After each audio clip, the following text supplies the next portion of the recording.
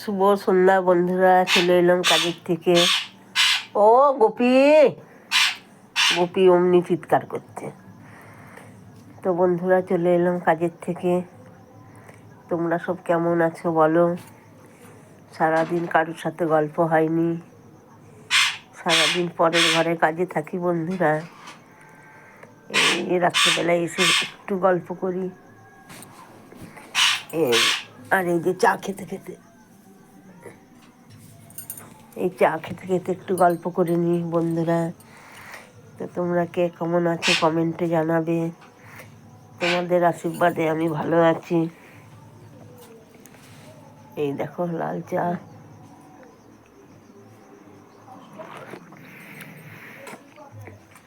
খুবই সুন্দর লাল চা।